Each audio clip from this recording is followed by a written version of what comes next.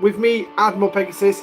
It is Saturday evening or night or afternoon or morning or wherever it is you are in the world today. I hope you are well. Welcome into the chat. Timmy was the first to comment half an hour before the show started, actually. I'm not quite sure he's still here, but if you are, hey Timmy, welcome in. And Jurgen as well. Yes, I've come out of hiding. So I thought, you know what? It has been a couple of weeks since I've done a live stream, and I think I should just put problems to one side and actually just do a live stream. So tonight we will be looking at Trip's officer's ability. We will try and squeeze it in somewhere potentially in between, looking for enemy players, because it turns out this afternoon, yes, a mere. Oh, what is it now? 5, 6, 7. Hang on. It was around about 2. It was around about 1:45 this afternoon, and so that's 7. About over 7 hours ago, the Top Alliance decided to declare war on us for reasons as of yet is unknown. Now, as far as I'm aware, we've been having a few issues with this alliance for a few weeks now, where they've been actually hitting us within row. Basically, no empty miners, no token systems, but anything else goes. Yeah, especially in the auto grinding systems. Well, we decided to, say, okay, you want to play that game, we can play it too. And I think it all started over a couple of empty miner hits against them, surprisingly. They are a PvP alliance, Timmy. Absolutely. Timmy's also part of my alliance. Hey, Marcus, welcome in. How's the weather over in Sweden? A few of them are PvP players, and I can tell you now that we're not going to be chasing many of them, because, to be perfectly frank, I can't even scratch any of them. And in fact, I'll bring up a battle log of one. I just happened to have my cube in a Dominion system and then have no choice but to run off to do something. And I came back an hour and a quarter later to find I was dead. But this is obviously my board cube running a PvE crew, ready to do some grinding. And obviously this guy decides he's going to bring his big ass Talios. Now, he's a level 56 player, and you can see exactly how much damage my cube did to him. Sweet FA. Basically, this is what you class as a massive mismatch of combat. So now we will get into that a little bit later on in the stream about is the ways that we can actually offset this for low level players who actually smack larger level players. And to the end, if you actually wanting to look at, hey John, welcome in. If you wanted to look at the idea of potentially winning against these guys, forget it. Don't entertain any notion that you're going to beat these guys. I'm never ever gonna beat that. Not in a million years. 123.6 thousand Talios. Now, yes, he's running a speed crew, so technically I could bring in my Pylum, if it was a tier 7 at least, with a full PvE setup, and I could do some heavy damage to him. But depending on his research level as well, and bear in mind that this is a level 56 player, he's going to have crap loads of G5 research on top. Yeah, I don't really stand much of a chance. Now, yes, you can bring the Mantis in, or you call in the big guns. And I think it sort of comes down to the fact of, do you want to keep calling in the big guns all the time? Me, I don't want to. They're too busy hunting the rest of the Alliance. So, do I really want to call in the big guns and play chicken with this guy? Well, speed crew, I don't stand a cat and mouse chance against that. I mean, if we look at the impulse speed differences, utility, so let's get that. Oh, hello. So my impulse speed is going to be 174. He's running 466. Yeah, he's going to catch me before I've even got a cat in hell's chance of getting out of that system. He will catch me no end. And so, which basically means I've got no choice but to stand there and fight him. Now, yes, as Timmy's just mentioned, we can use the Mantis if you've got the Mantis. But if you have to run off unexpectedly and you're leaving your ships idle, sadly, it quite doesn't fall if, get the Mantis there to sting him. But, I mean, it is one way you could sort of even the playing field a little bit. But other than that, technically you would have to a bigger player vessel, bigger player of your alliance. So, am I really going to be able to affect much in this war? Well, yes, if I happen to find some players around my level. Now, I can't remember if I dropped it in my Discord, but I did actually look on this STFC www.stfc.wtf. Now, that's an unusual ending for a website saying what the fuck, but yeah, so I checked out on that, and I checked out on my server specifically. Out of all level 47s and 48s, I'm actually the strongest one. Shock horror, I'm actually the strongest on 134 of 46 and 47s. Now 49s, no, I'm like quite far down the list, which is not surprising because obviously a lot of 49s are going to have a lot more research behind them. But I can tell you now, as a in my alliance, I'm actually the highest G4 player. I'm the highest G4. The rest around me are G5 in terms of power strength. But that is because I'm currently working on a crap load of research. As you can see, my power at the minute is 18.2 million. Yes, I've got a crap load of warships in my base. I've got 2 ships now on permanent base defense. So that's taken 2 ships out of the running for me. But that's not a problem. I only need one ship to run out and hunt hostiles. And unfortunately, that's going to be this one here, which is at the minute it's my pylon. Now, this is not properly leveled up. It's only tier 5.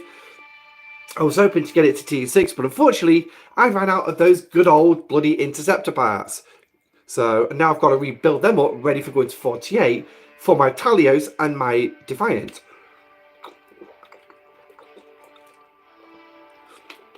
But I've also thrown in for base defense, running the Valdor, running with this particular loadout. Now, I've decided on this kind of a loadout as a base defense. Now, feel free to drop your ideas of what base defense crews you could potentially run. I know Uke is one of them. Crass is one of them. Crass is currently on an away mission and won't be back for 2 days, and I don't have enough speed ups to actually do it. Hey, Card, welcome in. So you're a level 49 and have 8 docks, and I'm way up in power over you. Yeah, I mean, it does fall. Hey, Lou, welcome in, buddy. It does fall in about. It's not necessarily the number of docks. It is literally down to the research, and surprisingly, your officers as well. Because every time you level an officer up, it adds a very, very small amount to your overall power. So, the problem is the way it adds up in the end and adds it to the thing. I don't know if I can actually clearly show it in this. So what we got there, 317. So we'll take the last 3 figures. That's the primary area when it comes to leveling up your officers you actually want to be looking at. And I'm sure I've noticed this. I've got 10 million. So let's see if we can blast somebody up a wee bit. I'll tell you what, we might be able to do Crass. You're at 74 million. Yeah, I mean, that would literally go on like your energy, your research levels. So if your research levels aren't particularly high, or you've got a fair whack of research to do, that can actually keep you down. Right, so I've run out of officer XP, so we're not going to add any more. But there you go. So just adding those 5 levels of that one epic has added me over 400 power in strength. Those green numbers will be our additions. Yeah, they will be. So making sure you've got all your officers where you need them as high a level as possible is going to benefit you greatly, because once you've leveled up those officers, they can't go down.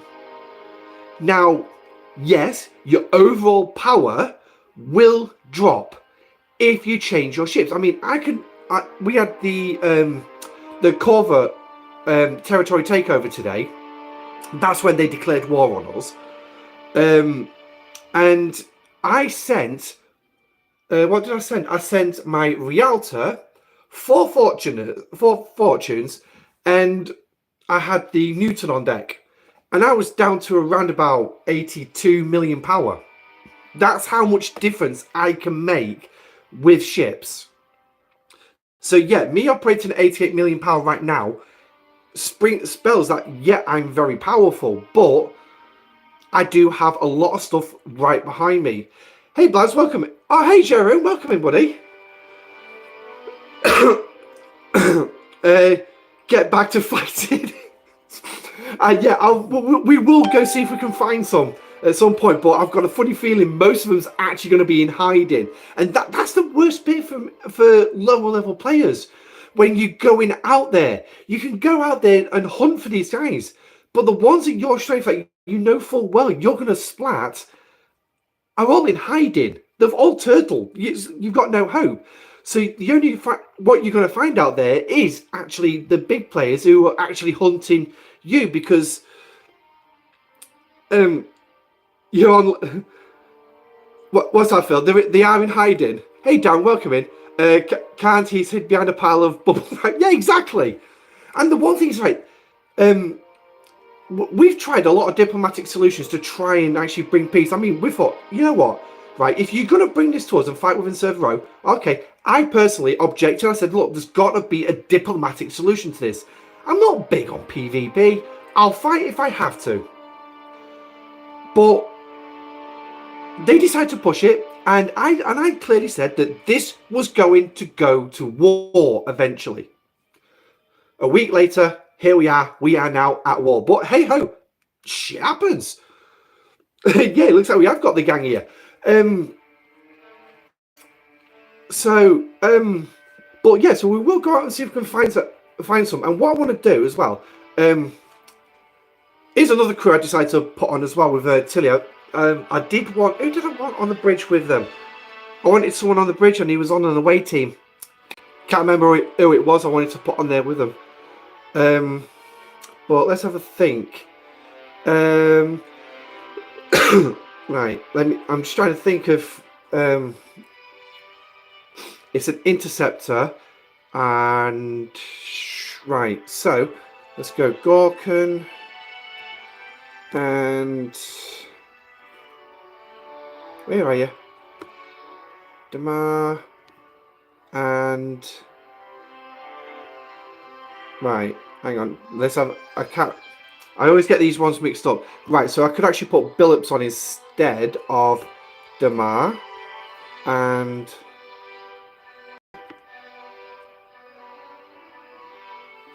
stats. Yeah, okay, that's all good. So now this is not the perfect strike team. It's definitely a bloody mishmash, but it does kind of work using Gorkan's critical hits, and it's his officer's ability, and that's what we want.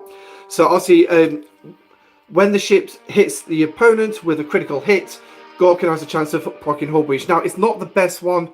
The best one is reserved on the Mariner crew, which is on base defense right now. But it's definitely worth going out and seeing who we can find. Now, as part of war, the boring side is trying to find your enemy. Because they're not just... Sometimes they'll just rock up to your base and try and raid you.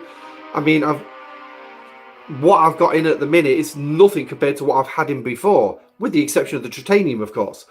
But trying to find them is always the worst bit about PvP, is finding someone to shoot. Now, I could technically go straight to here, because this is usually a good area for finding them.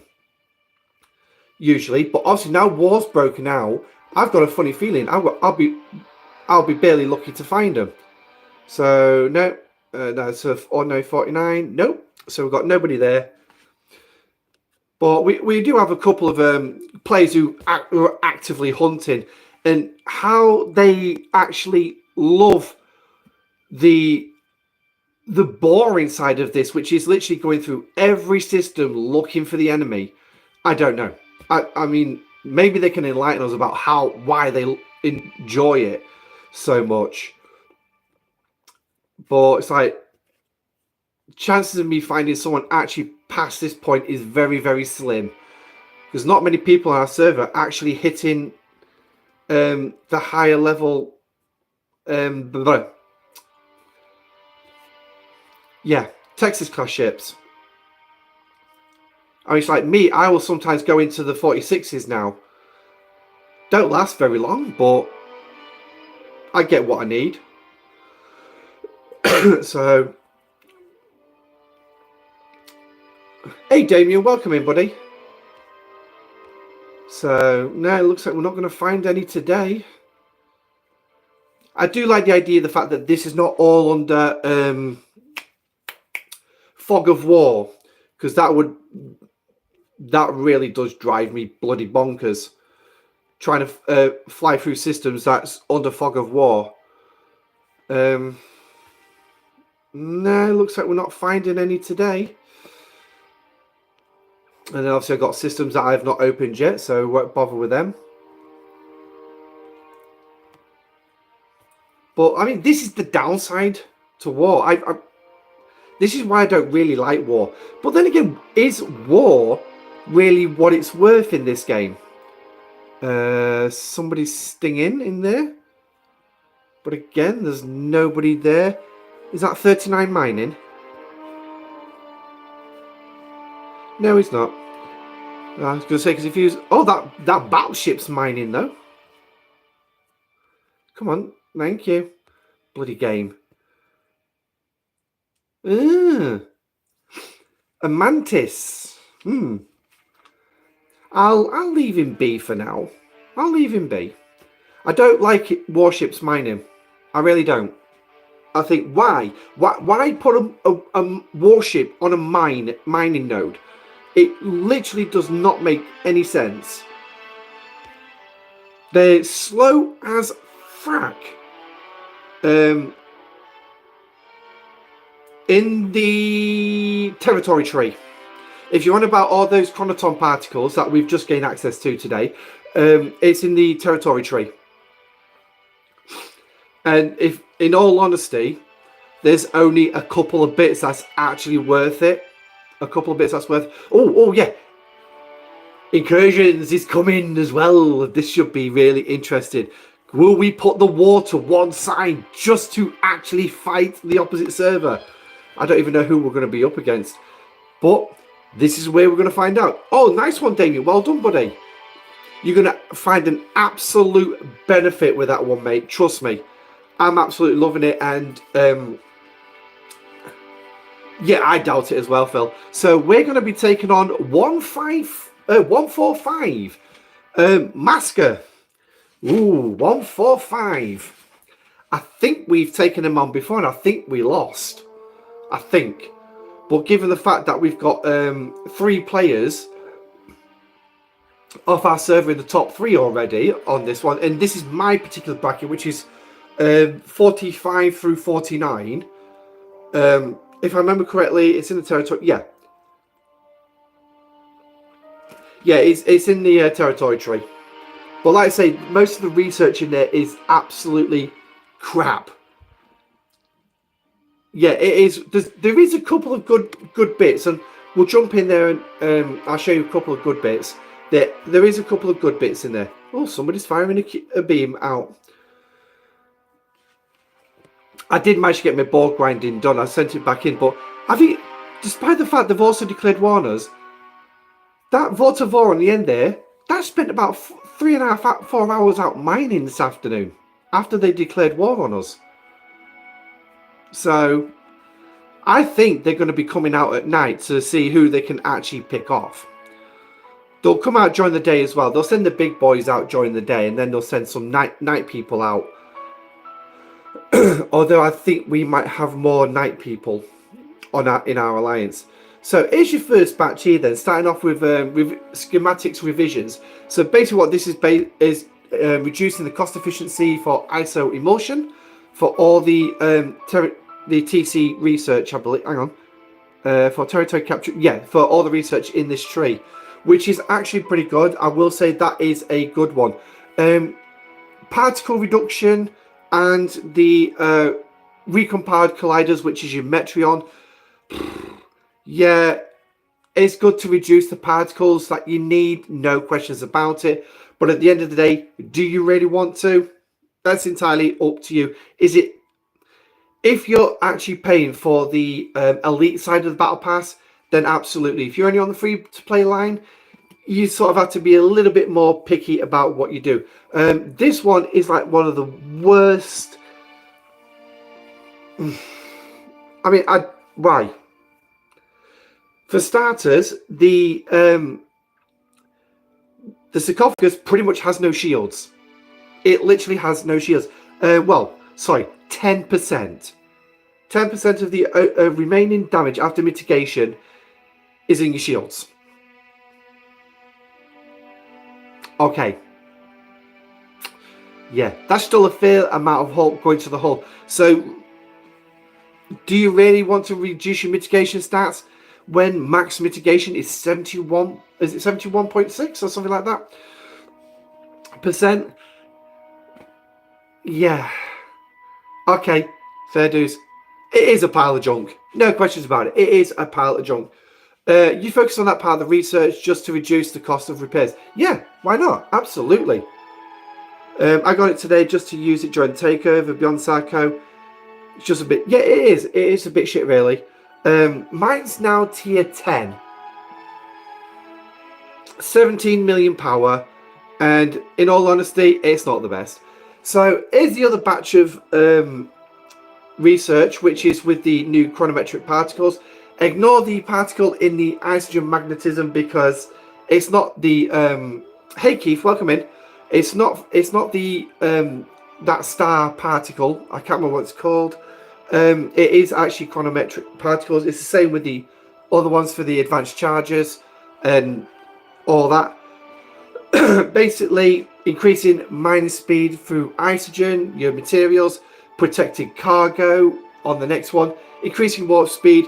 But the ones that stand out for me is the Heronium alloys and the covariant shielding. They're the ones that stand out for me the most out of this part of the research. So yes, you've got to work your way through to get to them. How far you will actually be able to go before you have to do more research. Sorry, my eyes are doing my pissing nutting again. This is part of the problem I've had for the last few weeks. But yeah, increasing your hull health is, yeah, a given. 40% starts off at and tops out at 400%. But ultimately, is this really going to benefit you? Given the fact that we've got all these primes in the game at the minute, we've got all the other researchers, we've got the buildings that give it, you've got Tindy. It's sort of like a drop in the water now. It's just, it's like, is it real? Yes, it's great to have that extra hull, no questions about it. But it's now just pretty much, yeah, it's way too diluted. Way too diluted.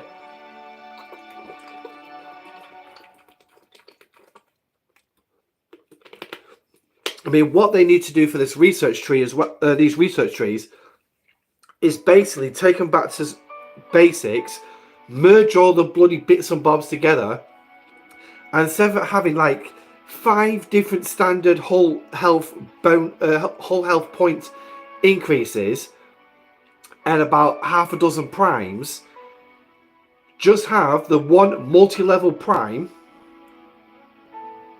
Oh, sorry, Dan. Have one multi-level prime and keep adding to it, and one standard research for free-to-play to work through. Again, multi-level. I mean, like that Heronium alloys, 10 levels in there. Just add them all up. So if you've got a research that's got like 100 levels to it, at least all the research is there. So, but yeah. But yeah, a lot they could do with tidying up an awful lot in this game, in all honesty. So, but yeah, so they're the chronometric researches for the sarcophagus and the territory research. But yeah, here's another one. It's like, officer, when we were speaking about officer levels earlier, keeping those officer levels as high as possible. Me, I'm pretty close to level 70. That's going to give me, at standard at the minute, my weapons damage is going up by 373%. Again, that's another piece of research that's diluted. So it's nice that they add all these little things in, but it's like it's spread all over the place. I mean, it's like you've got your primary weapons damage here in your ops, 47% at the minute. What exactly is that going to do for me? 1% increase every single level. What exactly is that going to do for me? Jack shit.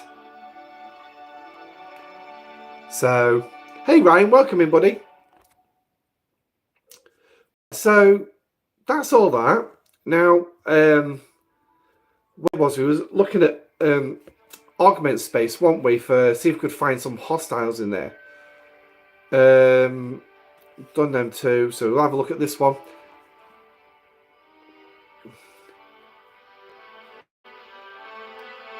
No.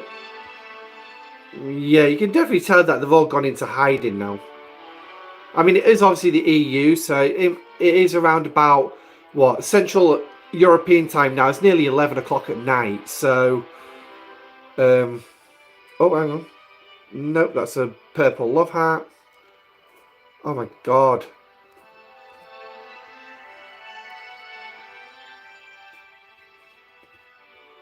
This is one thing that's really annoying me lately, is the number of trying to move the screen around. Yeah, I think, yeah, that's pretty much it. We're not going to find any more. I mean, there might be some in the lower levels, but that's just searching too many different levels. So, I mean, we'll keep an eye out for them. So, but right, let's have a look at Trip Tucker then. So, let's call him up. So, obviously, today I released the video on Trip Tucker. And obviously, I showed off his below deck ability, which was the cargo, the loot increase from Hirogen and 8472 hostiles. I still stand by what I said in that video. It's definitely going to be a massive help for you getting that extra loot. He has also got a few traits which I forgot to cover in that video. So obviously he's looking at engineering, charismatic, and specialist. Now specialist is a set that I've seen coming up quite a few times, in at least in my away teams list. But obviously it's a level 10, and that's a freaking fortune to actually do. But what I'm going to do is just to complete the battle pass, is I'm just going to do that one. So that's got in one level already. But there. Now, has anybody got Trip? Has anybody got Trip? Because if you have, I'm curious to know about where you are using him. Now, like I say, I got him at last weekend's SMS. I used the first 2 weekends to actually do it. She's doing all right, mate. Let's have a think. Where were you on Saturday? Not yesterday, but last Friday. Obviously, she went into hospital and they kept her in. They suspected she had a TIA, which is a very, very mild form of a stroke. She's due at a clinic on Tuesday next week to speak with a doctor, go through some tests. And they did actually book her in for the Tuesday just gone. However, they had to ring up on the morning and cancel it because the doctor was in another meeting, a pretty important meeting, in what they call in the NHS, at least, as an MDT meeting, which is a multidisciplinary team meeting. So basically, for patients that have got like multiple problems, like they've got, say, just like cancer, broken bone, they can't see out one eye, so that's like three different areas. So that'll be 3 different consultants come together and talk. So that's what they mean by multidisciplinary. So that doctor had that on Tuesday, so they had to book it for this coming Tuesday. But she's still not got much more. She did lose a feeling down her left side. But she's slowly working on it. I saw her had hold of a tin of peas and carrots just before going on stream. And literally the amount of movement was like that. It's barely noticeable if you wasn't watching. So she's had to put up with pretty much just going one-handed all week. She's very lethargic as well. She's getting knackered so easily. But yeah, she's doing all right. She's keeping her spirits high. We watched the new series of Gladiators this evening as a family. Well, we tried to. Two Smalls didn't want to be cooperative on that one, but for those of you who do remember the series of Gladiators from the 1990s, I would highly recommend checking it out. So some of the female gladiators are actually nice this round. So, but anyway. So, if you've got Trip, are you using him below deck or are you using him on the bridge? Well, like I did in the video where I showed you below deck. So today on the stream, we're going to be looking at the bridge ability, which is when you take damage. So the first thing you've got to do is you've got to take a hit before this activates. Trip will decrease your opponent's critical damage by 50% for 2 rounds. Now, what we can safely say about hostiles is their critical damage excuse me. Their critical damage is not going to vary massively. Now, the reason it's not going to vary massively is because of let's go in here. Is because they do not have various things like research and officers to it. So when we do actually look at the details of a hostile, come on. So let's go into there. And when we actually look at it, so basically its weapons damage here is going to be increased by 150%.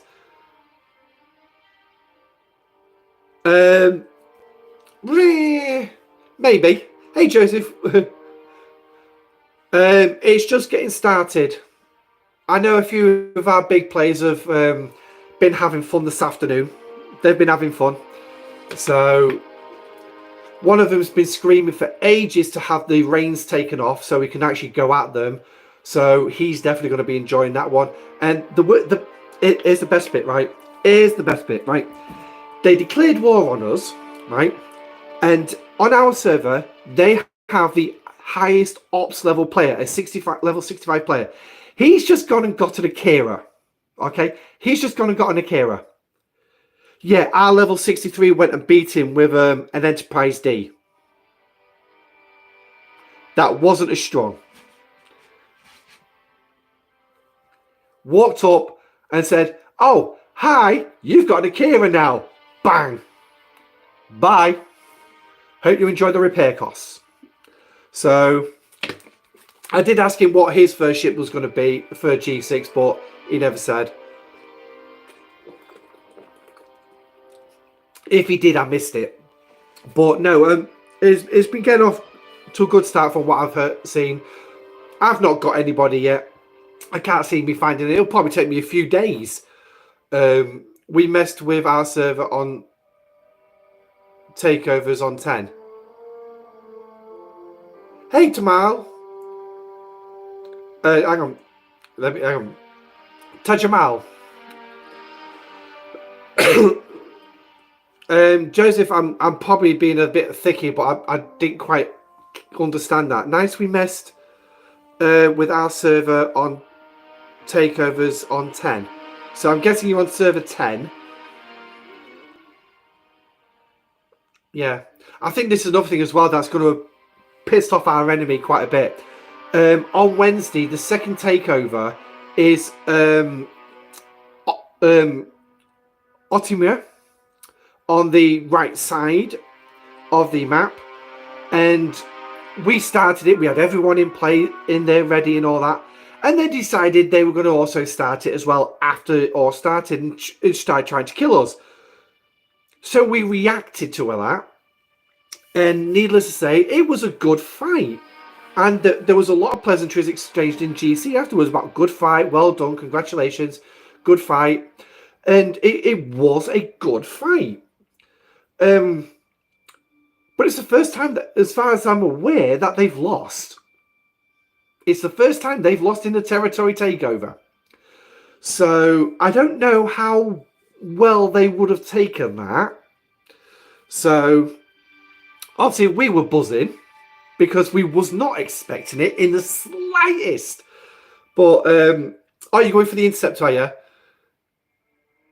Oh, he's going for that. He's going for the Titan, is he?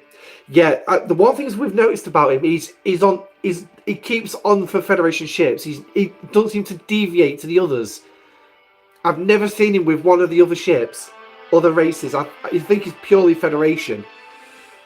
So yeah, going for, after the Interceptor would definitely be the best bet, and the Interceptor will be the oh fucking hell.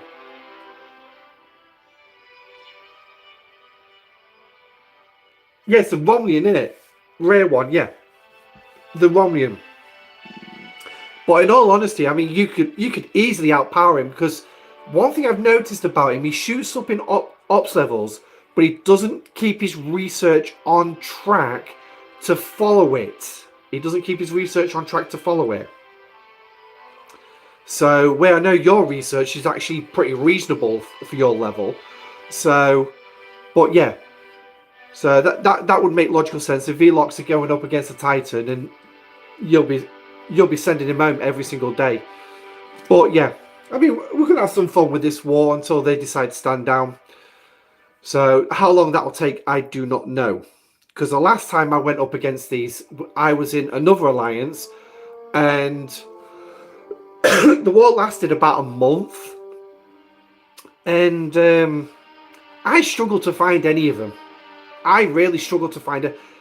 Well, I mean, we kept score in that alliance as well of how many kills we were doing and how many times we lost as well. We're afraid to admit that one.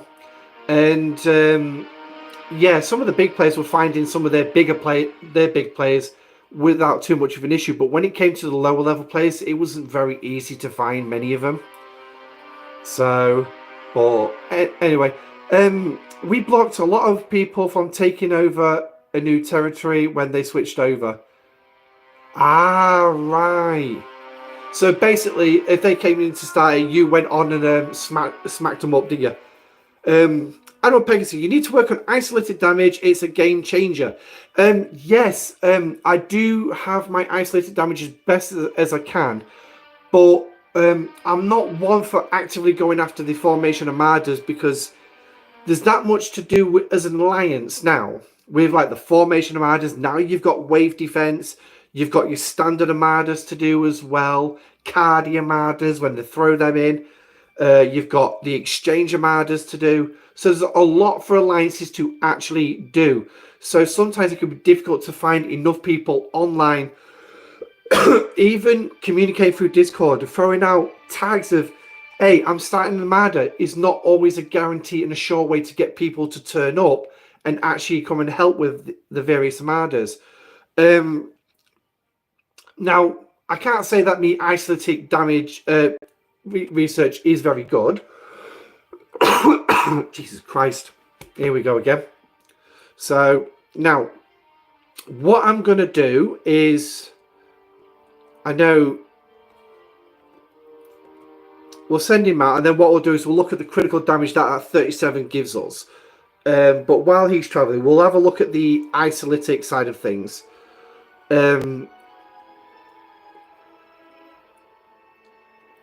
Now, I am looking to try and do a video to explain isolytic cascade, but unfortunately at the minute I'm still trying to figure out how it all works, besides research, artifacts, officers, and basically all that.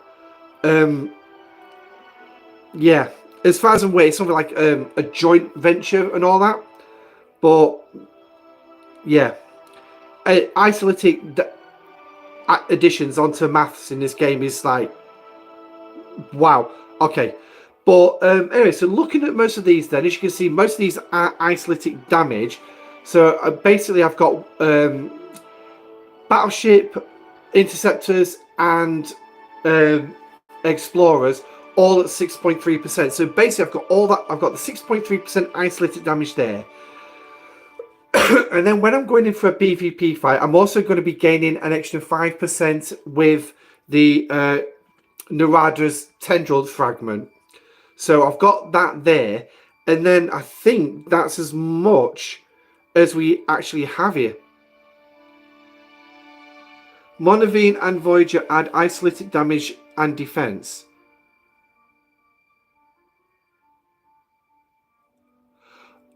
Okay, Taj, do you want to clarify that a little bit more? Because there's something I'm missing there. There is something I'm obviously missing there.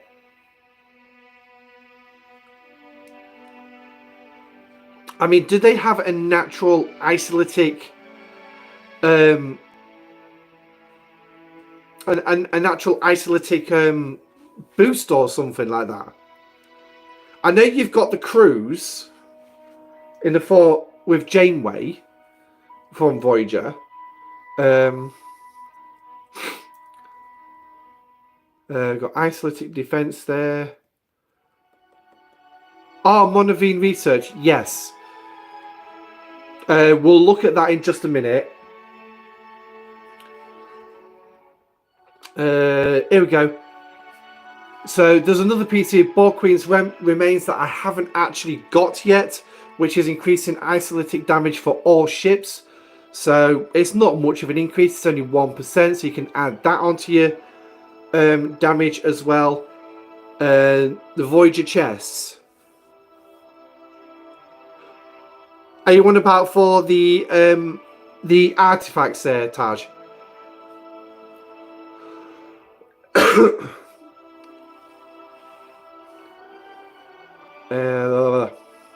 Isolated defense, and yeah, that's it. So pretty much, there's not really.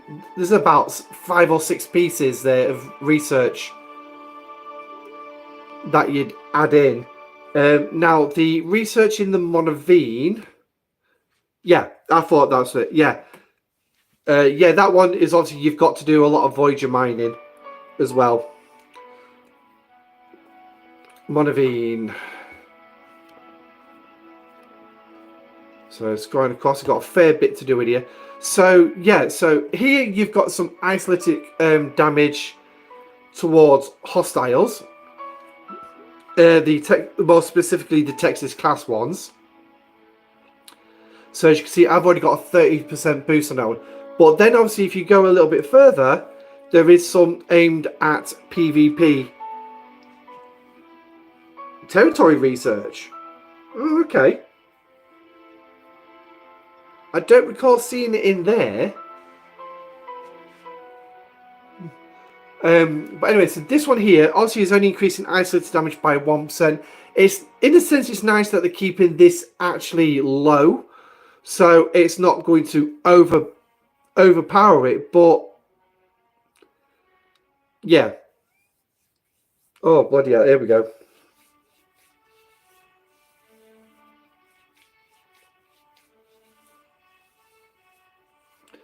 Oh, my eyes kept me up till 1:30 this morning, irritating me. But yeah, so you've got the isolytic damage in here. TC. Isolytic damage in here.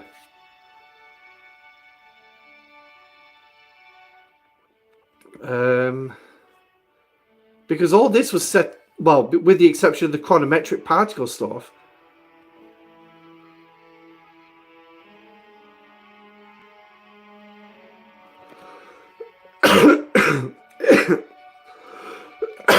Are you on about like just general weapons damage that can translate into isolytic damage?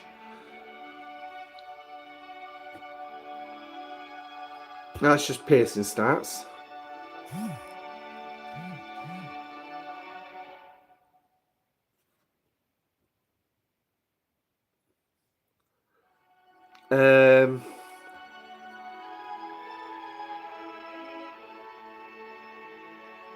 Right. Unyielding combat. That's increasing mitigation. Hey Matt, welcome in.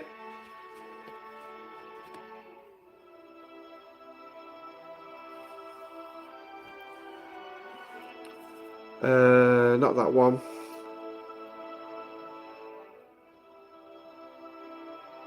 Factoring ISO damage, defense and damage station.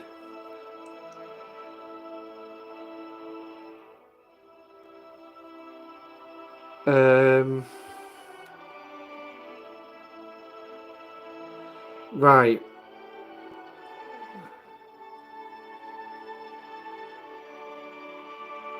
Last 3 or 4.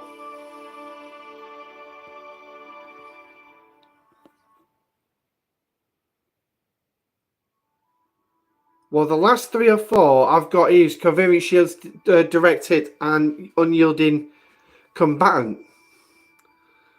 And they're not isolytic in any way.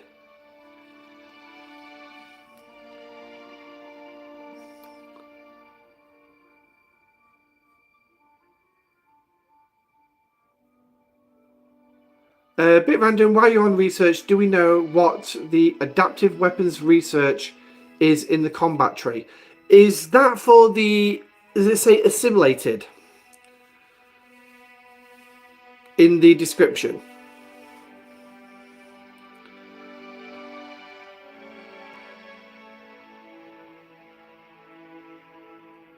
Yeah, it's for all the assimilated targets, like in the Voyager, in the Delta Quadrant, when you've got those assimilated vessels in the system that you need the specialized token to get to summon the Borg data cube. So all the assimilated ships in there.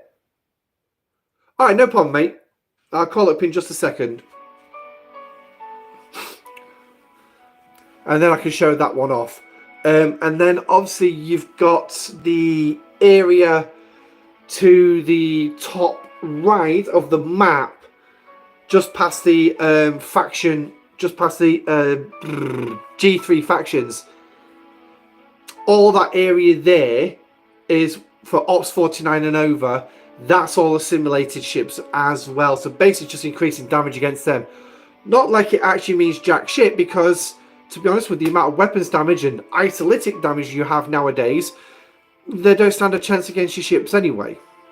So, but yeah. So, right. Let's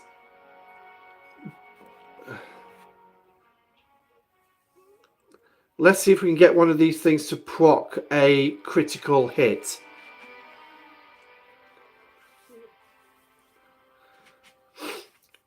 Right, so let's have a look at the battle log on this one.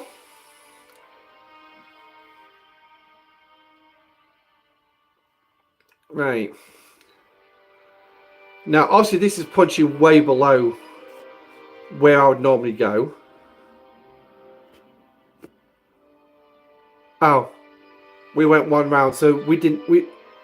No, he didn't actually stand a cat and mouse chance. So, I think we're probably going to need a weaker ship to deal with him.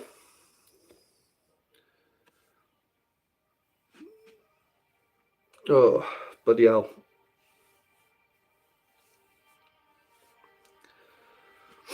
So what I'll do is I'll convert that into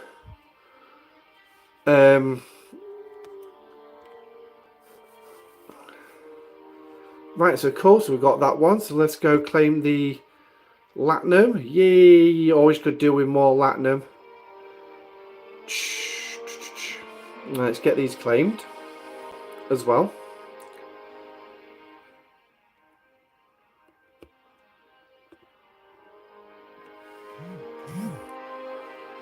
Right, let's have a look.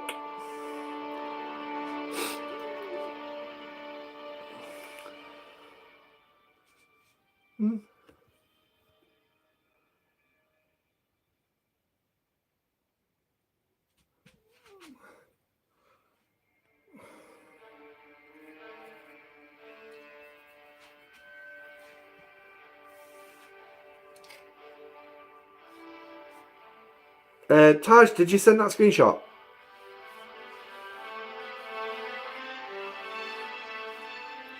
I've got as per our live stream conversation, but that's it.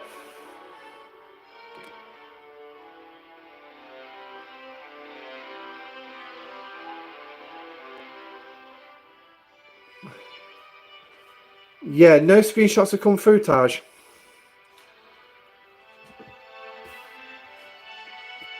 Right.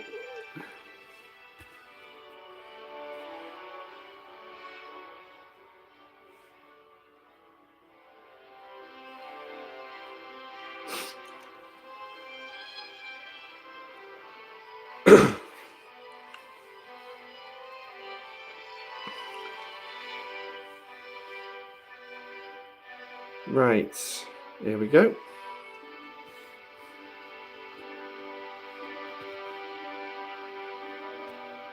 Right, let's pick another interceptor. And yeah, you'll do.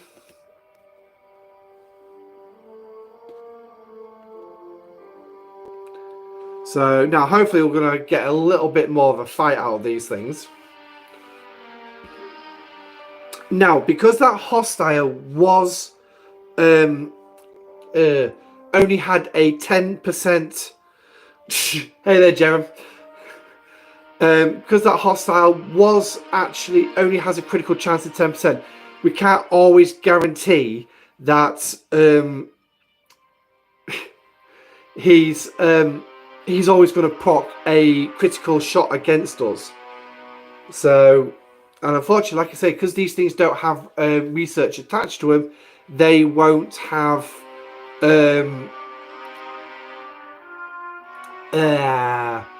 they won't be able to increase their critical chance. So this one is going to be a little bit difficult. And this is why I didn't try to do it in the video, because it would probably taken me a while to actually... I like that hailing frequency there, Jeremy. It's a nice one, that. It's going to be a little bit difficult to show. So what I'll probably do is aim for the 39s. Let's have a look at this one here. And what I'll do is I'll... oh, yeah. It absolutely handy on that one. So, hostile battleship. Oh, I went too far. So, yeah. So, a 10% critical chance. Yeah. You're not looking at an awful lot. And they're not a great big chance of actually scoring a critical hit. So, we'll see if we can actually get one with this, with the Kira. Obviously, the Kira's a little bit weaker, but it should do the job. Should be the operative word. So, when it finally gets there...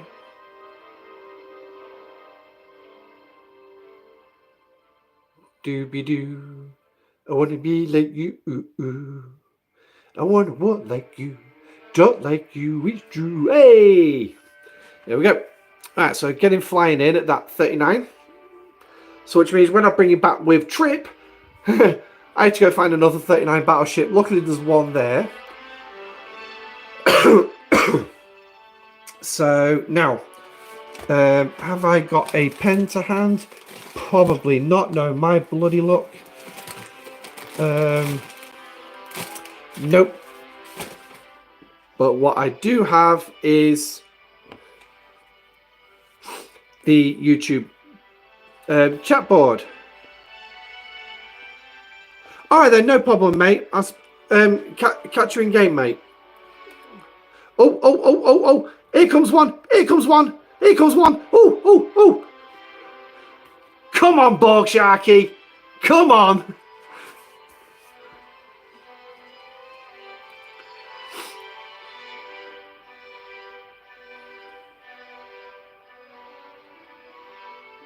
Oh, he won. He won. He won that one.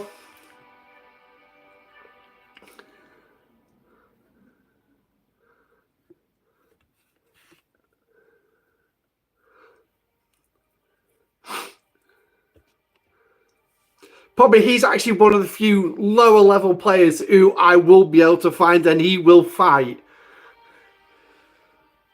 But luckily, there'll be no hard feelings between me and him. No hard feelings. I don't even know what I'm doing. Why is it on that? It shouldn't have been on that. That's why I can't figure out what I'm doing with this at the minute. Right, so call that up. Right, so let's have a look at this battle log then. See how many rounds it's gone. Well, we can definitely tell that Borg's watching the stream. So hi, Borg Sharky. Yeah, coming in with a nice crew there. I didn't stand a cat in hell's chance. Didn't stand a cat in hell's chance for that one. So, right. So I want this Cavalian Rebel. Oh, that done bode well. I didn't take much damage. Oh, 2 rounds. Yikes. Yeah. Now, you see, this is where we're going to have the problem with Trip. Because obviously this fight's gone 2 rounds. And it's not procced a critical hit yet. So, ultimately, is Trip going to be of any benefit on the bridge? In all honesty, I can't, just based on that battle log alone, I can't see him being of any benefit. Let's have a think about this one. Right. Just trying to think here. Gladius. And let's go. How far can you go? 87. Oh, for frack's sake. So not very far. Right. So you're an interceptor and... Oh, come on. Nope. Here we go. That'll do. So what I'm going to do then is I'm going to send him out with this. Now, obviously, this is Pipe Moreau Chen, your standard PvE crew. I'm going to need it because these things will be a little bit more powerful. Oh, actually, I don't know. This is a 10 million Gladius.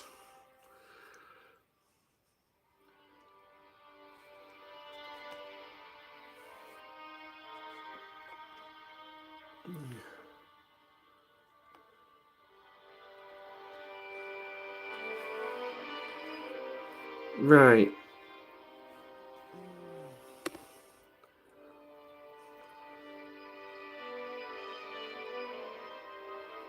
Yeah, I need to complete this as well.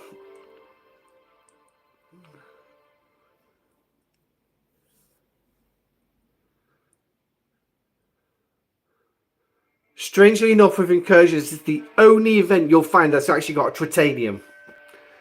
Despite the fact that you'll probably burn through quite a bit of Tritanium in PvP fights.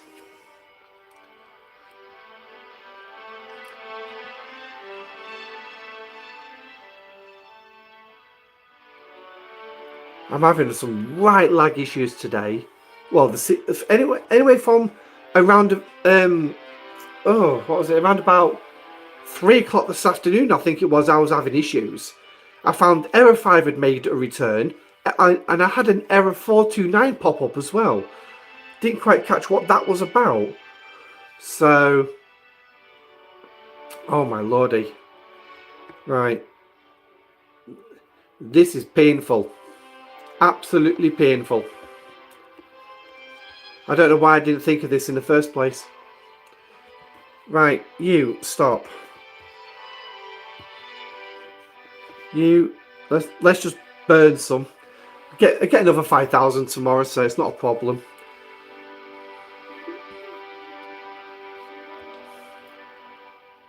Right, so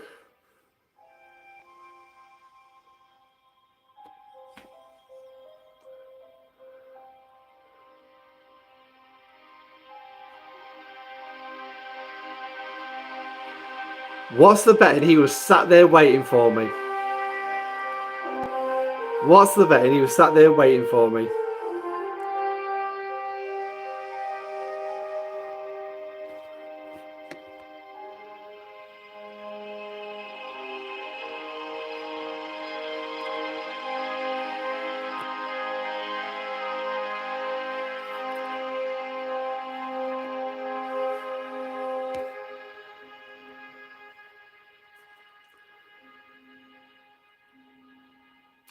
Yep.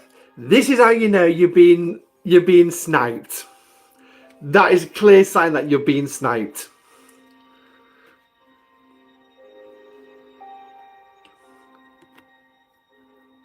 That they're sat there waiting for you. Easy kills. Easy kills.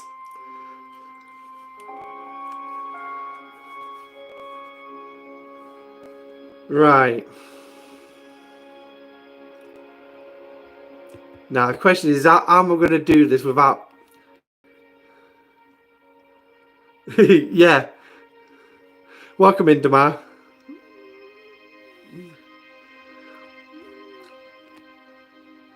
It's got explorers in it.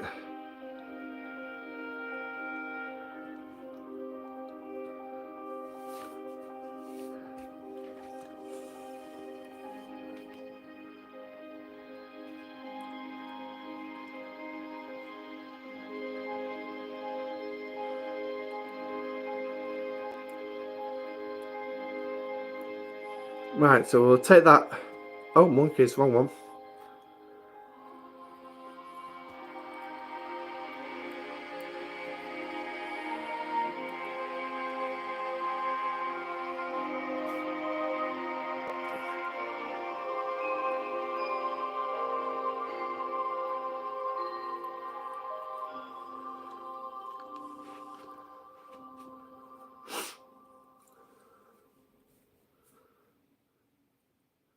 Right, so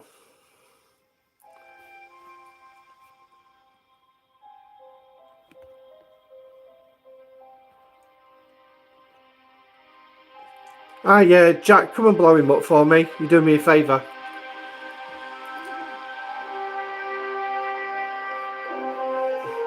I'm not bothered, it's a quick way home, innit?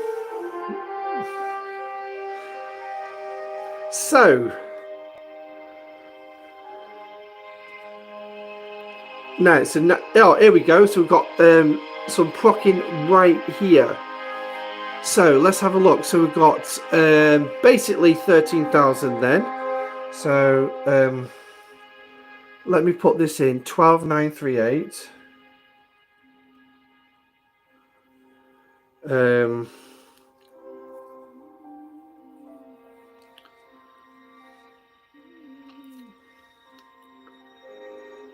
Okay, so 12,988. So that's not far off. That's only 50 points more.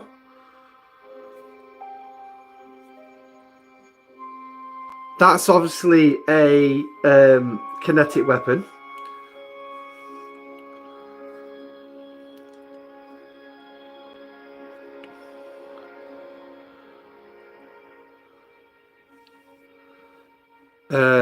Yeah, that's not far out neither. That's in between the two.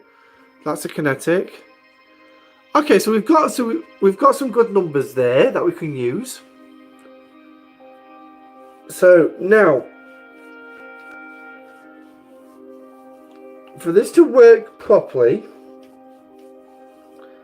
for just get me eyes to stop bloody pat-arting about long enough, we need to be aware as well of a couple of little things. One, it says it only works for 2 rounds. So we've got to be aware of that. Now, I know full well Jack's going to be sat there waiting for us. There's no questions about it. He always loves an easy kill. Absolutely loves an easy kill.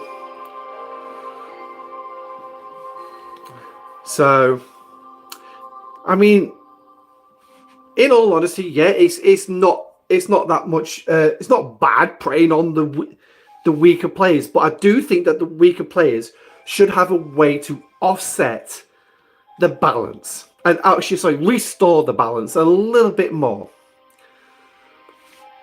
And my idea is a free-to-play grinding research, one level, where you can effectively reduce your stronger opponent's shields and hull and weapons damage by 50%. At least reduce it by that. Now, a lot of the high level players will be like, no, I don't want that to happen. I don't want them to inflict more damage on me, which I totally get and I totally understand. Would I want a level 39 coming doing that to me? Not particularly. But the game is so badly imbalanced when it comes to PvP. So, and to be honest, I don't know if there's actually a sure way to actually fix it, but I suppose we'll find out eventually. And that's if Scopely decide to do that, which they probably won't. Right, Trip. You take Chen's place. Right.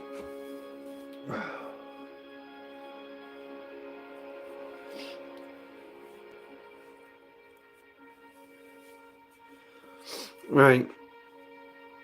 So that's the Gladius ready. So, right, so that's a level 45.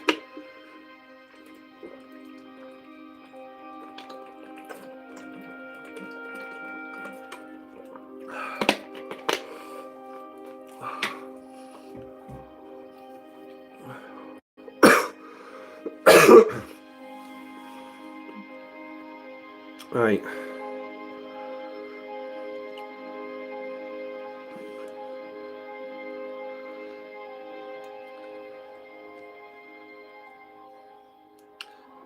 Right, let's see. Let's see if we can play Dodgems. Now, bearing in mind, he's operating a faster ship, for starters.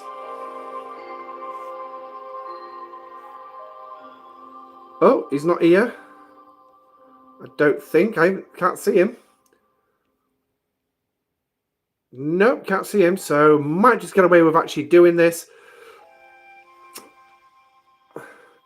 Unless he's realised I don't particularly care anymore. Right, so there's a level 45 battleship. So, oh no, now my base is under attack.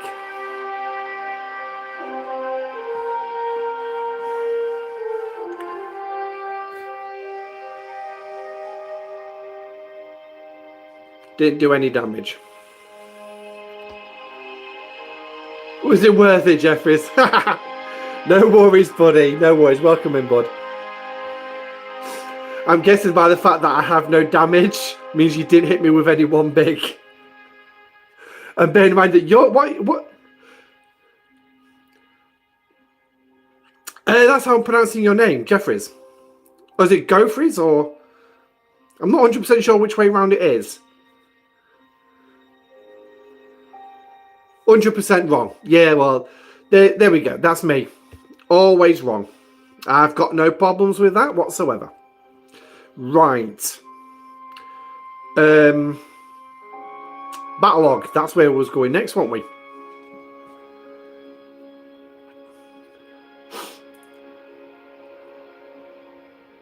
When it loads, there we go. Right. So we went 6 rounds that time. Okie dokie. So now I've got to try and find this kinetic weapon. Critical damage. There we go. That is...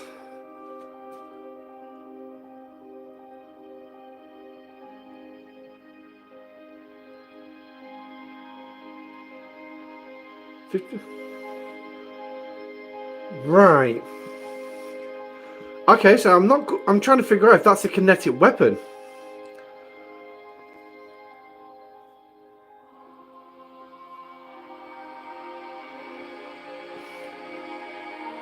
Because that's a massive drop.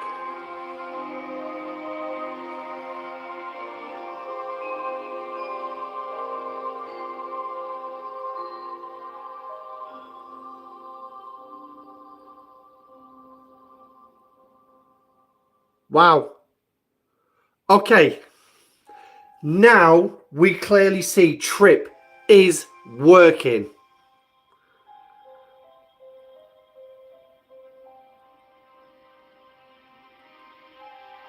Trip's working. He's effectively stacked.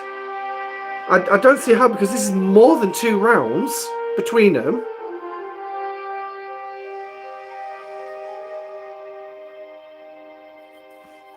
He's effectively reduced that critical shot to nothing. So let's just go back up a minute.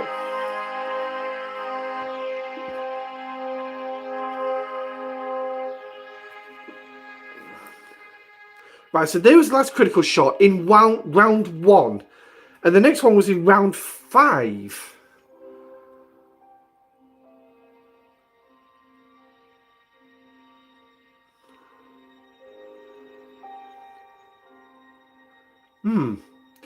That's not for 2 rounds, is it? That's not for 2 rounds.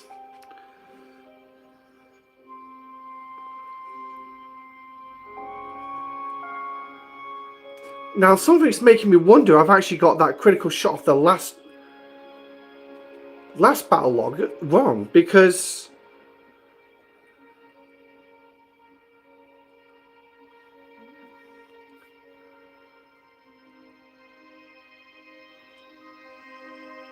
Federation Patrol still.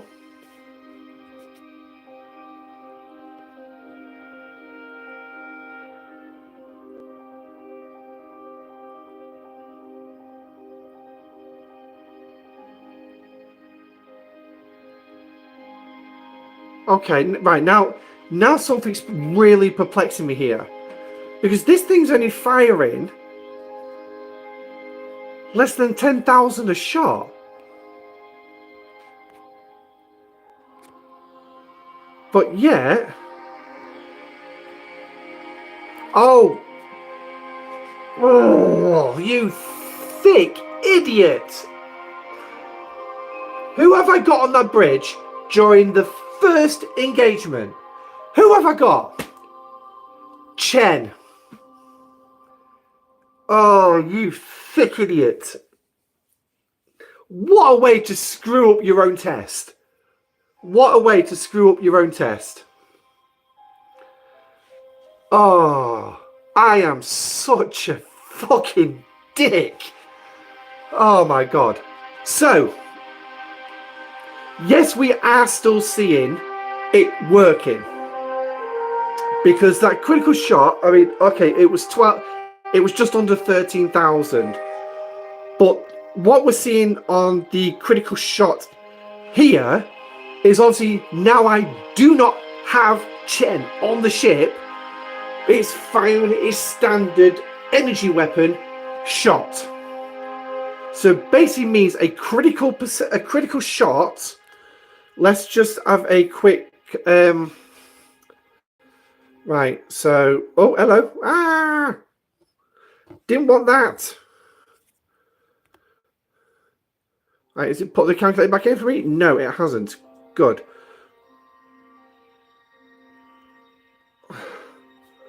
Right, fine, whatever.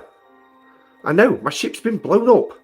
Right, so 150989 add 137008 divide by 2. So that's 143 point.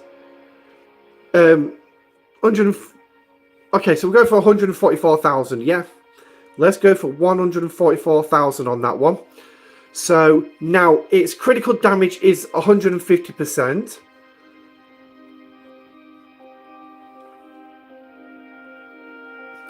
So basically,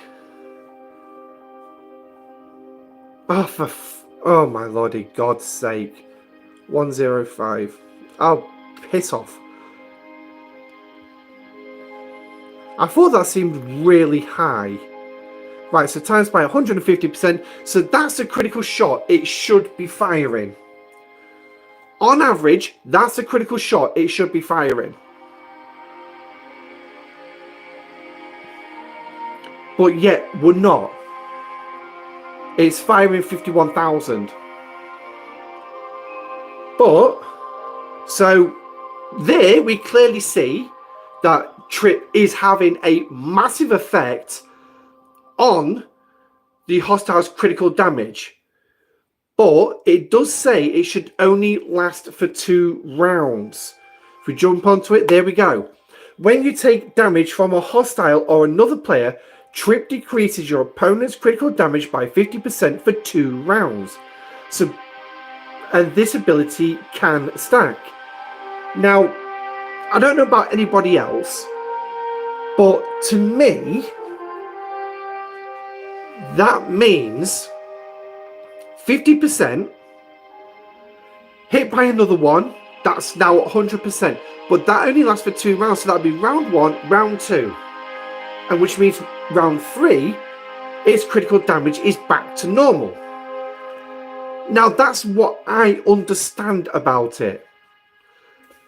So when we're going from round 1, now here's round 2, so basically there should be, here we go, round 3, so we're not getting any critical damages there.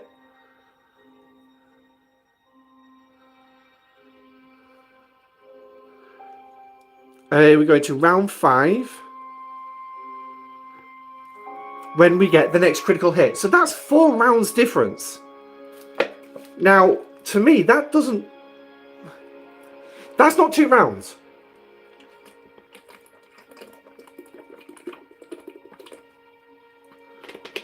So, I don't understand how that's working right now. At most, I would expect it to be only 50%. Now, there is another way around it, which goes completely against the description from my view. But maybe it needs 2 critical damages before it maxes out, and then I don't know. I mean, I could be wrong. I'm most likely wrong. So, but yeah. But we can definitely see Trip working. Absolutely see him working here. So,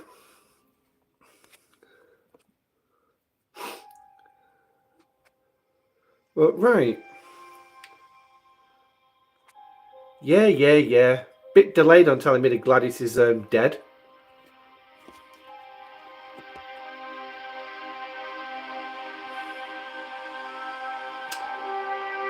Come back in for another one, have they?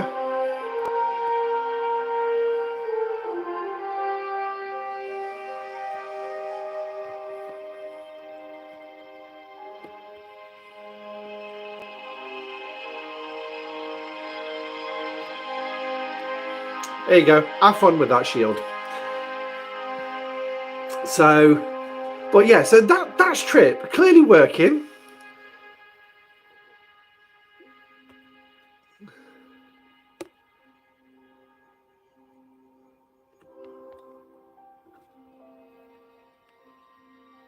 There we go. So now, does anyone else have any questions on Trip?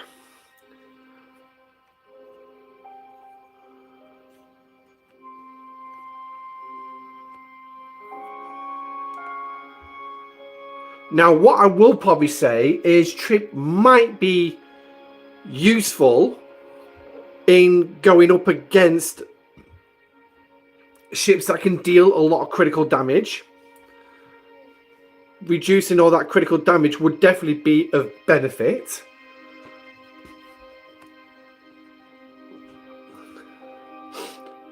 Let's have a think.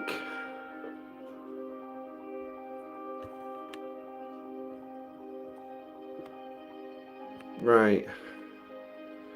So,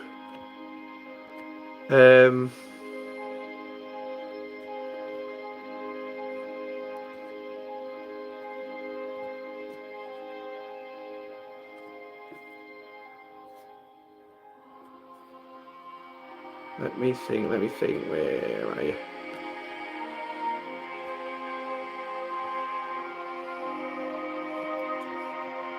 Right, so... Boo, boo, boo, boo, boo.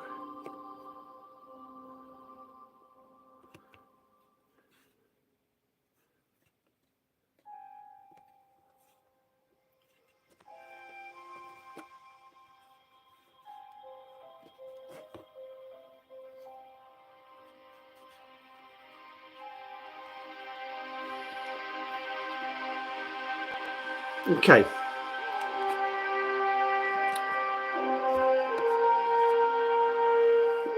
Now the part next to me.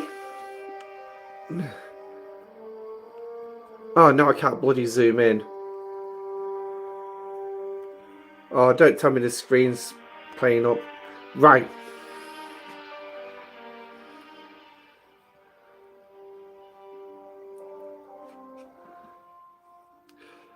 What a better way to do some PvP testing? By getting them to stand outside your base for you. So we'll do a couple. Now, obviously, I don't know what crews he's running. We'll find out shortly. So if you wouldn't mind just smacking that one again for me. Thank you very much. Good, you've always got to appreciate your enemy for something, haven't you? Always got to appreciate him for something. Alright, thank you very much. So,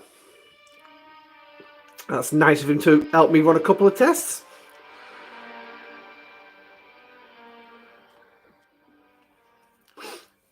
Now, he's running an intercept, so I'm going to assume a hull breach crew, probably? Maybe? Yes, hull breach.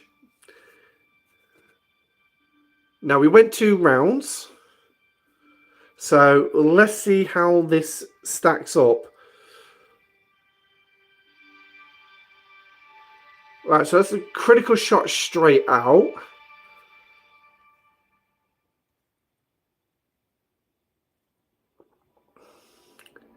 There's another one. There's another one. And another. Right.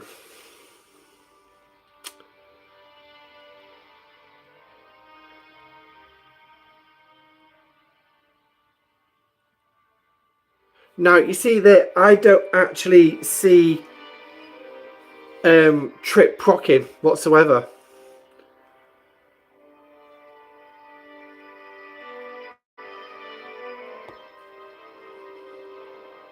Right, so there he is procking right there.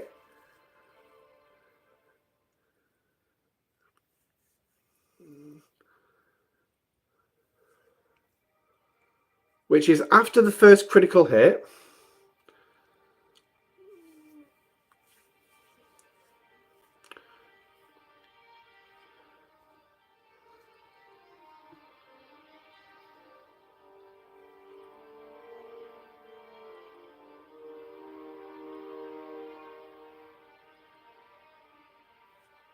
But yet,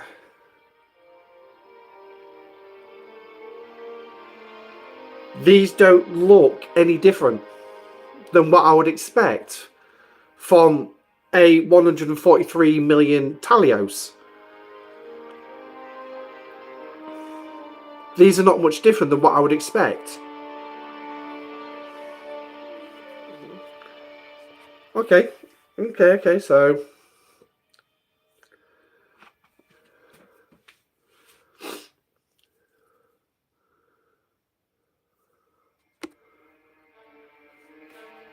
Right.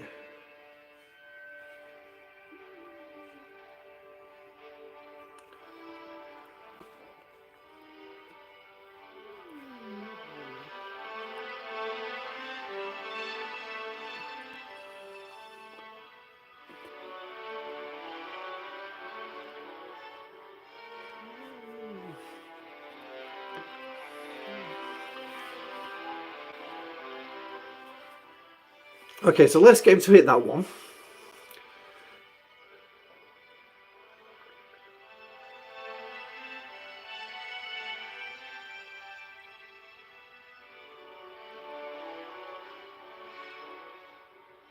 Thank you very much.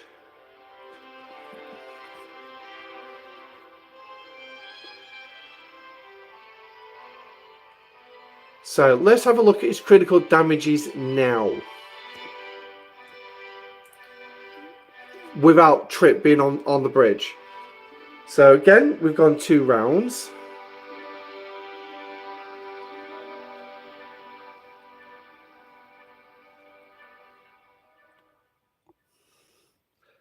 Well, now, is that me or...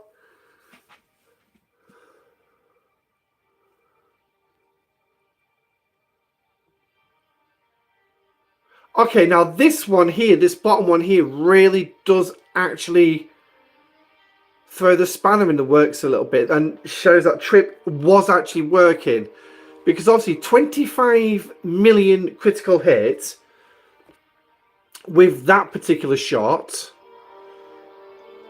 against... Come on.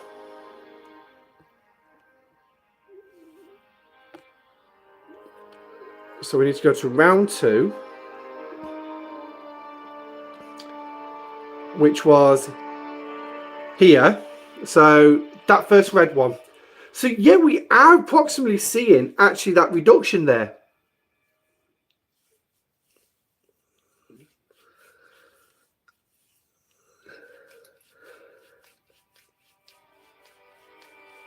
Oh, bloody eyes, sorry.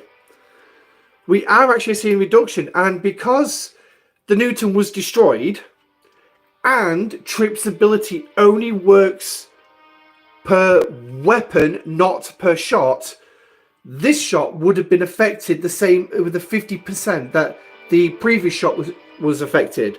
So what we are clearly seeing here is we are seeing a drop of around about 50%.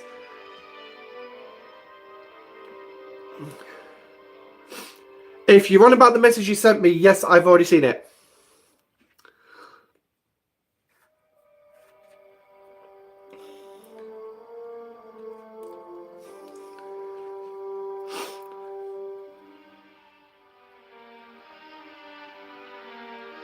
Yeah. Absolutely, bud. Right, so Lube's just dropped me a message in Discord as well. Relating to the trips. So, because obviously Lube's still watching, so he's obviously seeing all this as well. So, Trip is cumulative from what... This is what Lube is saying, because Lube's pretty good with these numbers as well. So, the following rounds will have the benefit of... Round 1 will be round 1. Round 2 will be rounds 1 and 2. Round 3 will be round 2 and 3. Round 4 will be rounds 3 and 4.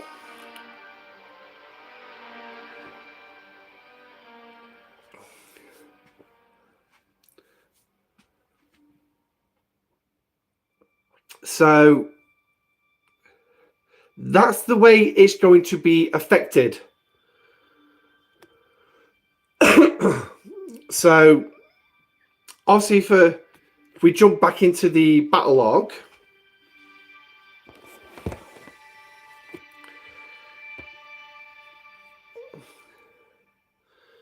and we go back into Trip's battle log.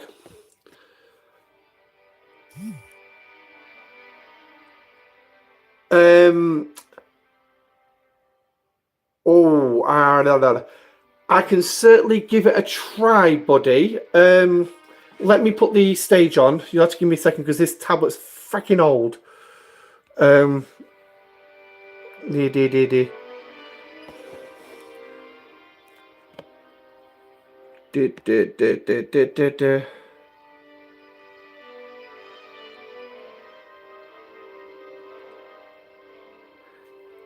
So, right.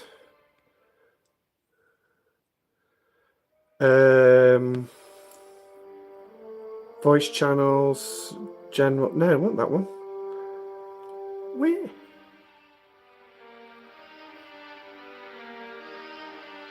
Ah, there it is. Right. Funky music. Right.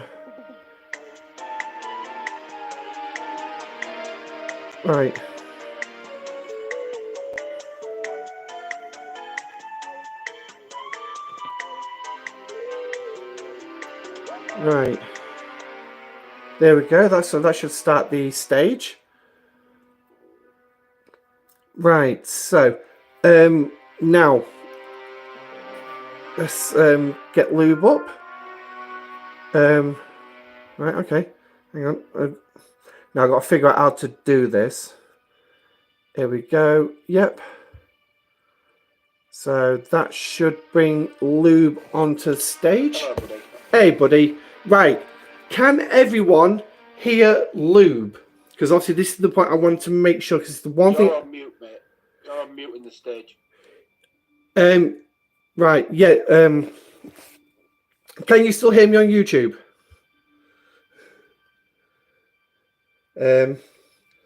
Right. So you should be able to hear me now, Lube. And buddy, are you all right? Yeah, you? Really good, thank you. Sorry, Right. I read that back and I thought to myself, God, that would make absolutely no sense to me whatsoever. Yeah, I know. So right, I just went. Yes. Right. So they can hear you on YouTube. So good. So the microphone on my phone is picking it up. So, Lube, you were saying about rounds 1 and 2 and things like that with. Yeah. So the way Trip works is Trip will always, apart from the first round, which obviously it hasn't got a previous round, it will always have 2 rounds worth of activation. So if you've got 3, easiest way to do this is, I don't know if you'll be able to do it. Can you pull up a firing pattern? Yeah, if you just bear me a second, I'm going to try and get this background music turned off so we can actually hear you a little bit better. Right, a firing pattern for Just a ship, any ship that's going to attack you. any ship that's going to attack me. It's probably the best. If you can pull up, can you get Stfc.space? I don't know if you can. Yeah, if it's going to behave. Okay. I don't want to derail it. I just thought it'd be. Oh no, that's absolutely fine. So there, right. So now it should bring up the PC version, and is provide. Yeah, it does. So right. So what do you want us to go for hostile, or do you want us to go for? Yeah, hostile.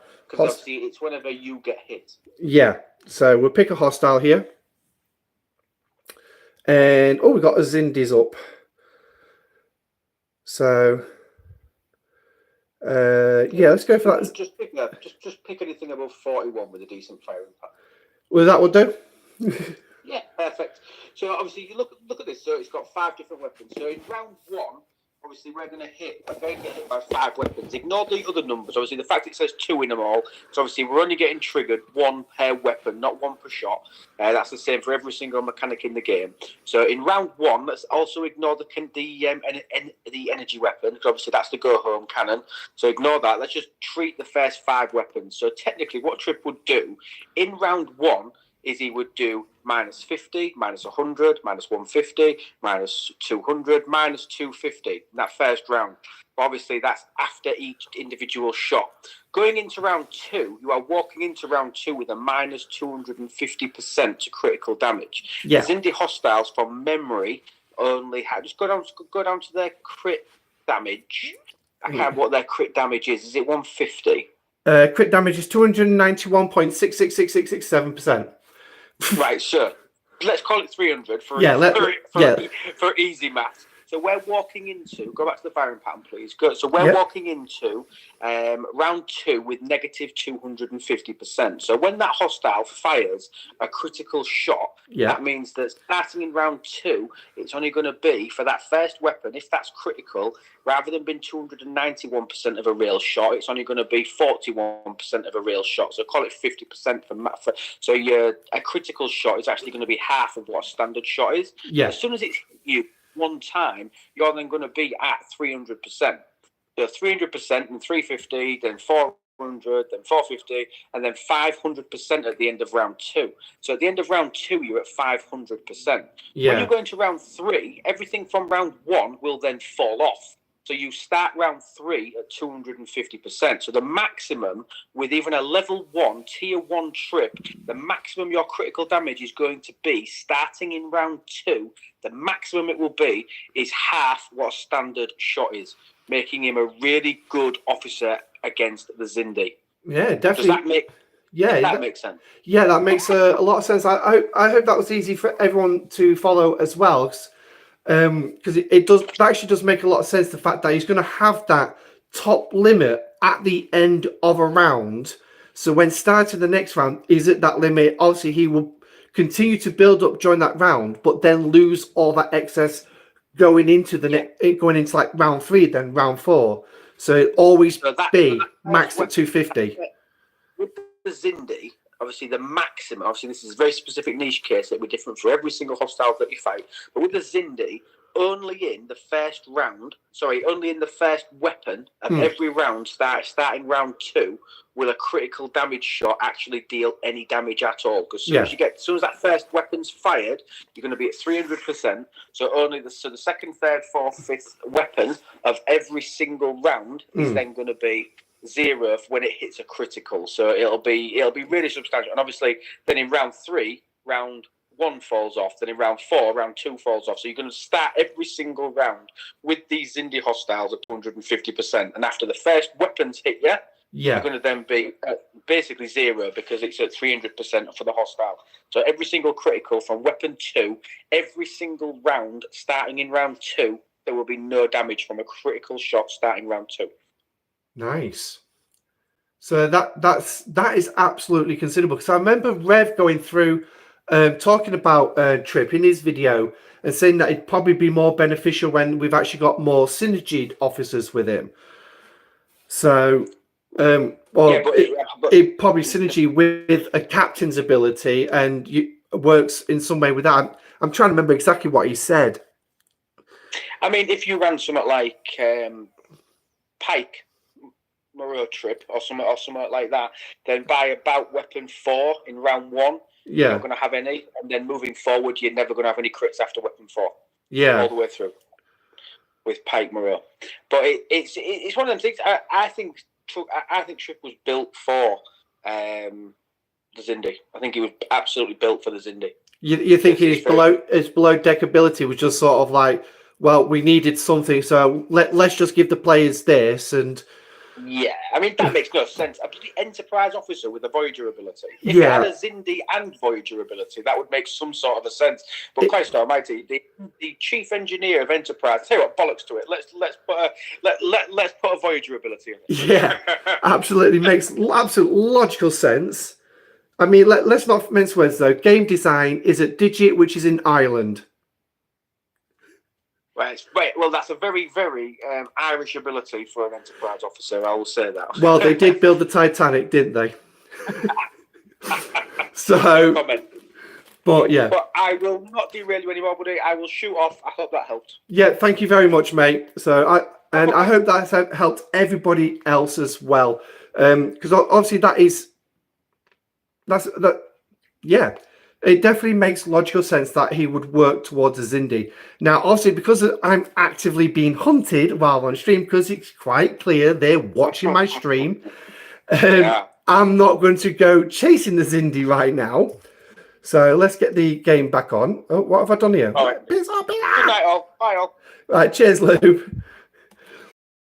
So I'm going to leave the stage open for a little bit longer, because obviously we will be ending stream soon. Obviously, with me being absolutely tired and the fact that my eyes are giving me hell at the minute.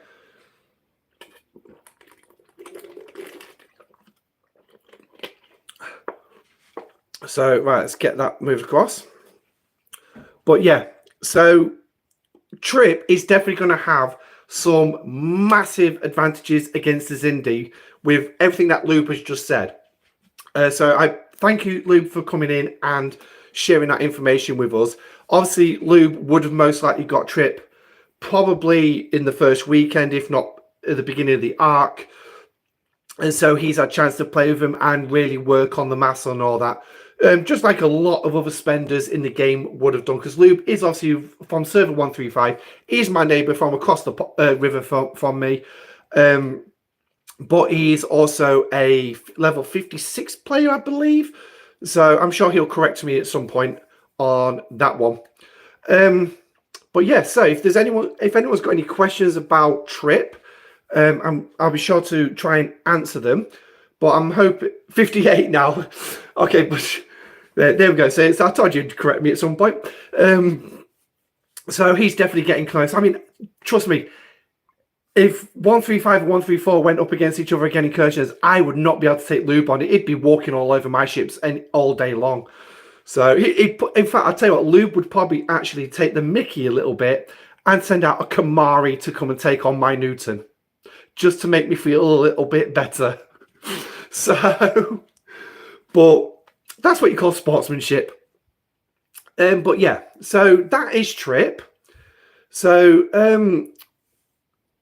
now, the Ark is a... what a plan, yeah, definitely. So, now, obviously we are at the end of the arc with literally about less than 48 hours to go. So, let's get this... I ranked 3rd in an officer event! Yay! Let's have a piss take of this, shall we? Right? I'm a level 47 player. This is one of these daily events that rolls around every 6 or 12 hours. Hey, buddy, welcome. Oh, God, welcome in. So let's have a piss take of this. Now, as you can see, I finished 3rd. As soon as it's dropped, we will take the piss out of this, right? Now, I'm Ops 47. For the love of God, please can somebody tell me what the flipping heck am I going to do with 12 G3 uncommon crystal, 8 gas, 8 ore, 1 rare crystal, 22 G3 ship parts. Repair speed ups I do use, so I'm not going to criticise them too much. Although a 3 hour in there is not too bad, actually, thinking about it. But what the freaking heck am I going to do with that? All right, now this is one of these random SLBs that they throw in on the daily events. And in all honesty, they really could do with a massive update.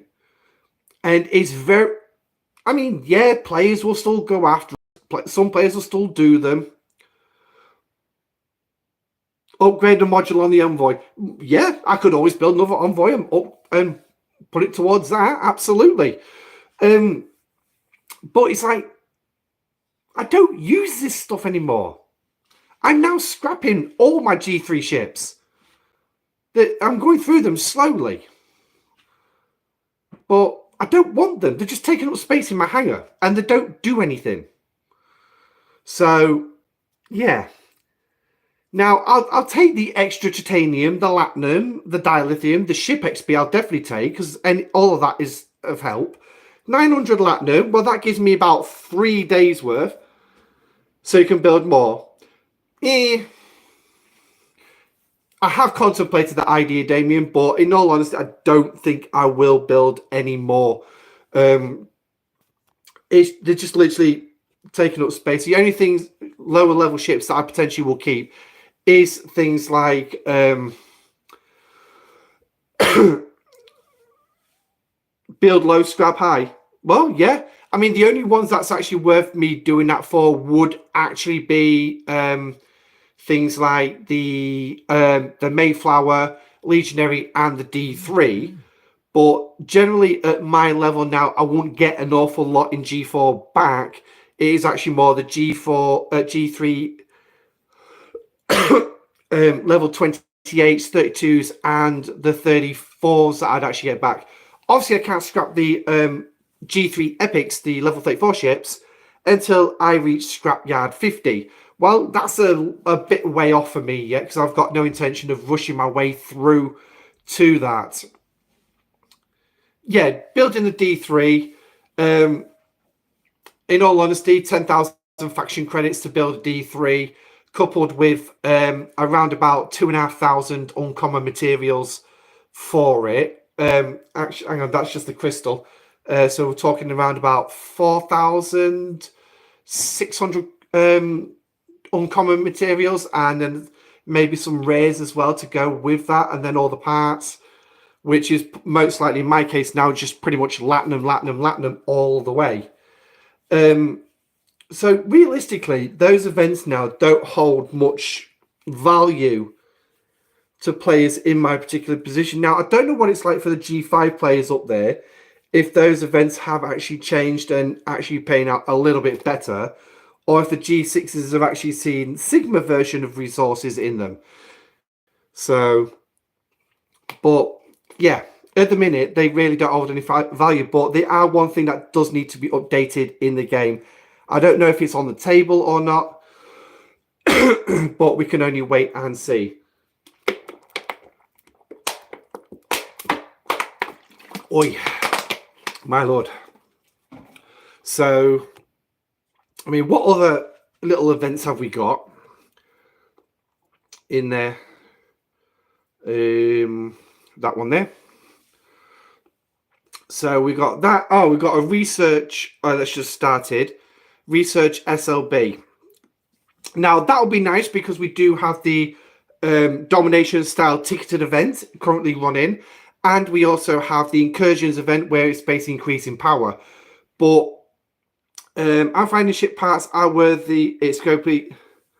Seem to make it near impossible to get the G4 uncommon. Right, all good. I'm going to ask, what ops level are you? Because I don't have too much of an issue when it comes to getting the uncommon parts. In fact, I'm quite happy, if you would like, for me to go through all the different areas where you can actually get them. So, but anyway, looking at this research SLB, so for the top place, obviously you'd be looking about 4,500 Latinum. But again, you're still looking at the G3 materials. Construction speed-ups, not going to argue against whatsoever. So, because you could always do with the construction speed-ups, because that's going to go towards your speeding up, your tearing up of your ships, your construction of ships, your research, your buildings. I'm trying to think what else they go towards. There is another one. Oh, bloody hell.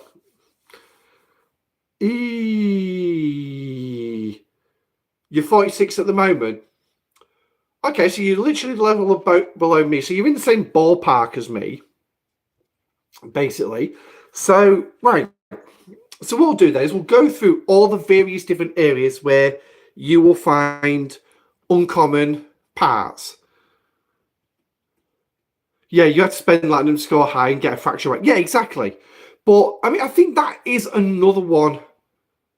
Your advice is don't go above 49. No, actually, to be honest, I do agree with that one. If you're not ready to go into the G5, is just don't go there yet.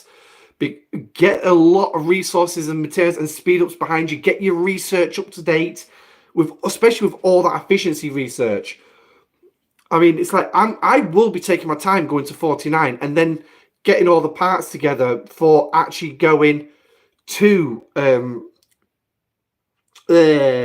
Ops 50, but I'm in no rush to get in there myself.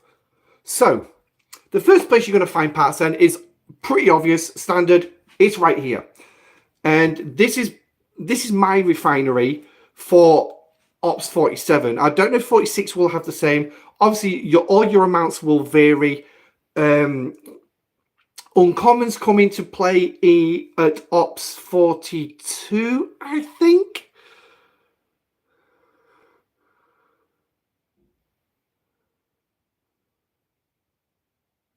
50 is not G5. No, actually, that I will agree with that one. It's not G5 because it's the original top level before G6 came out. So before G5 came out.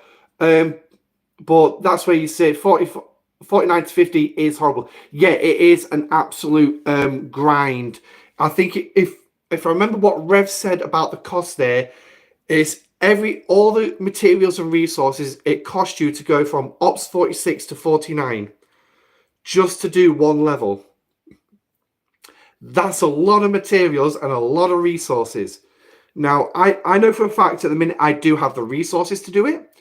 I just don't have the materials. That's my big sticking point at the minute. So, but anyway, back on the ship parts then. So, uncommons, I believe, come in at Ops 42 or Ops 43, somewhere around there. And then when 46 drops as well, you'll end up with the rare parts if they don't drop in beforehand. By the way, Sir Hammerlock is the name Commander 07. Oh, hang on, that's a salute. If I remember correctly, that was a salute. Sir Hammerlock. Oh, why does that name ring a bell? Why does that name rings a bell? Sir Hammerlock. Oh. You know what? About 20 years ago, all this would have stuck in my head and I could have just plucked it like that, like I'm an android. Now I'm 39. I feel like a pensioner. Well, at the minute I do, running around after a 4-year-old autistic son. Jesus Christ. That's a lot to deal with in a day. It's 3 hours at school at his age is just not enough. But I love them. I love the little shit. I love him.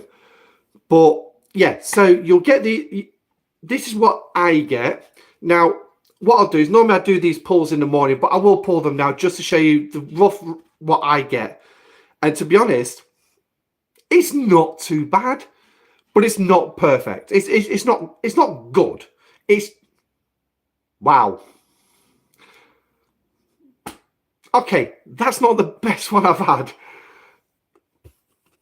There I am trying to big it up a little bit, and it pisses on my pisses down on me. So oh, there we go. So there's not particularly too bad. So that was the Explorer. So the battleship ones. And what do we get here? Oh, we got some rares. Woo! So again, that's not particularly too bad, but this is where you would ideally get them.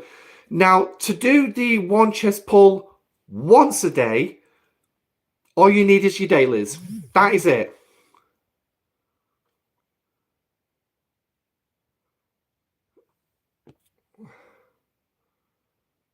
For 300. Oh, right. Yeah. That's where I remember it is off my server. I was wondering where I remembered him. Oh, God. I haven't seen that name flying around for ages. Where have you been hiding yourself? So, story of my refines. Yeah, exactly. I mean, this is my standard refines. I mean, the one thing as well with me grinding all the way through the 40s in the capital systems is I ended up with a shitload of broken parts for this. So I get to pull the 3 chest every single day, twice a day. And that's not a bad pull. That's about my average with this. But the others, to do a single chest pull once a day, all you need to do is just kill 25 hostiles at the level you need to. Yeah, absolutely. I totally agree with that. 2 chests is better. So that's your first protocol. That's where you got the first batch. Now, let me remember where the next ones are. Latinum. So your next ones are going to be here. And basically, the bits you get out of the concentrated Latinum chest, the feature parts, you can then convert them into G4, or if you're in the G5 region, you can convert them into G5. So I normally come in here and I'll do the 2 chest pull every single time. It is a 22-hour cooldown. That's actually a better pull than I normally get. That is actually a better pull than I would normally get. So, but then again, that's a little extra added in as well. Then, of course, if you really...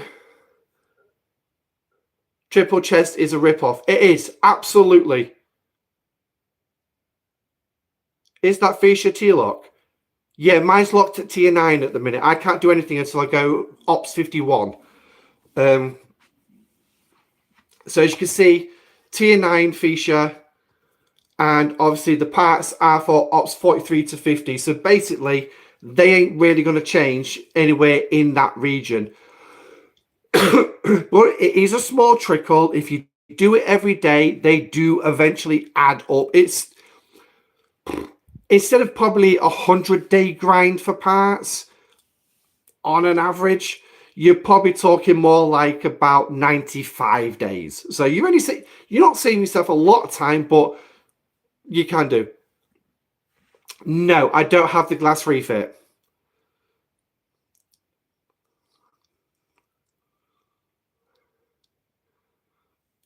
So I don't have the glass refit. Next one is the Voyager. And obviously you've got these four here, the Explorer, Battleship, Interceptor, and Surveyor Commerce. And obviously coming in here, you're going to get a guaranteed, for me, a Voyager tier 7. Now, these are locked to your Voyager tier. You got 10,000 common parts, and then you've got a chance of some commons and some rares. Now, just to throw it in here, the rare pull is not a very, very good run at all. It's only a 30% chance, and then it's still split down even further into the 3 potential pulls that you could potentially get. So, yeah, okay, it's not too bad. It's still extra, but it is a small trickle, but it is actually the better source for those pesky common parts which you can spend your latinum on. So now if you are looking for extra feature parts to aid in the pull up on that section, you can use the Devour Feature Commerce, which will give you, yeah, exactly, they do become G5 when you actually get up there.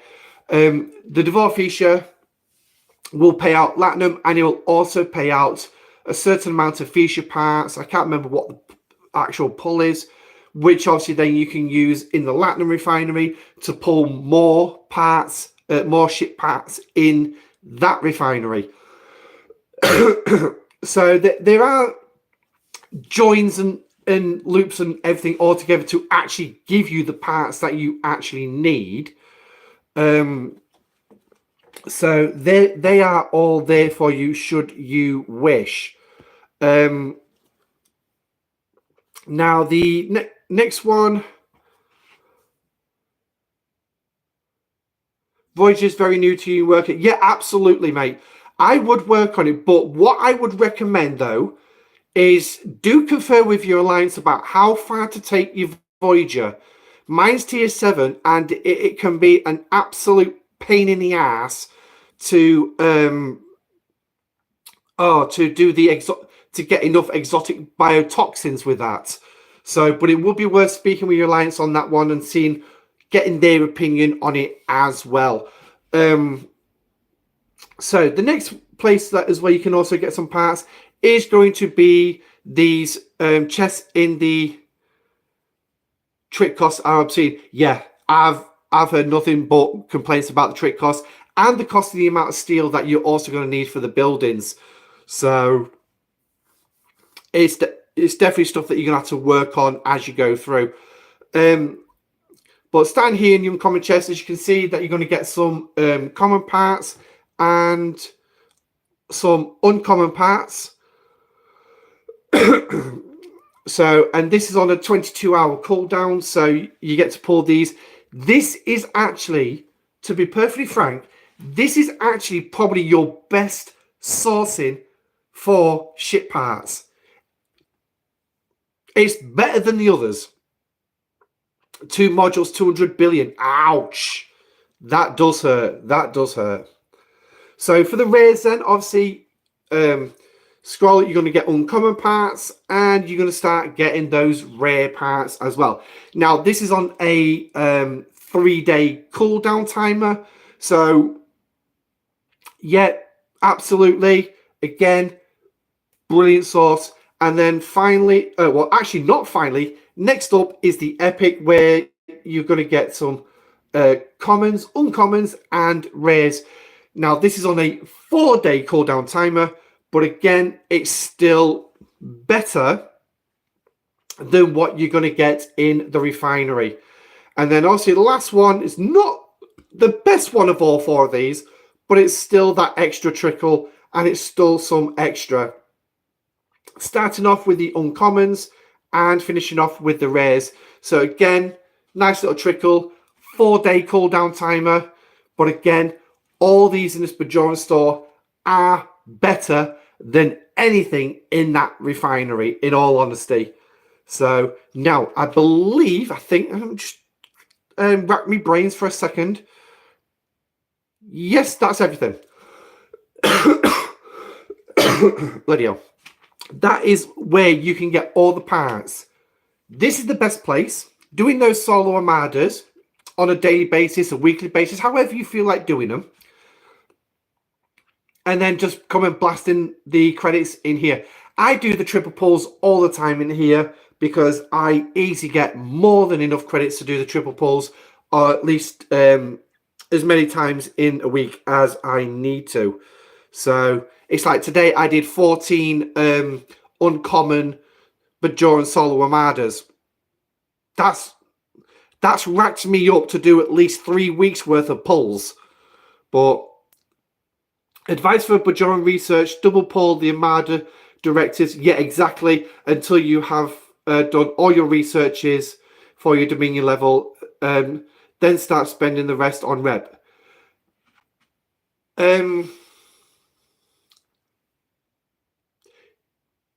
Yes, that is one line, but I found the easiest way for me was to go through all the rep first. Well, actually, it took me ages to figure this one out myself. Just go through the rep, build your rep up. That way, when you go through the favors, you're not stuck all the time behind the various reputation levels, lockouts. So I found it easier to do it, get the reputation up, and that's what I'm doing with the Section 31 and the Borg X-Borg faction store. Go through the reputation first, so then I'm not going to get stuck behind ops locks, and as well, then it's not wasting all my own credits on favors when I could actually build up the rep first and get it out, get at least that little section out of the way. So, but no, I mean, you can do it where you pull in the favors as you go along, and then once you've got all the favors maxed at that current reputation level, go back and spend on the reputation, and then as soon as you've unlocked that reputation, go through those ones as well. Hi, Wolf. Nice to see you in game, buddy. I haven't seen you for a while. But yeah, so that's all the parts. Now, I'm going to try and get your name right this time. Gofriz. Is that how it's pronounced?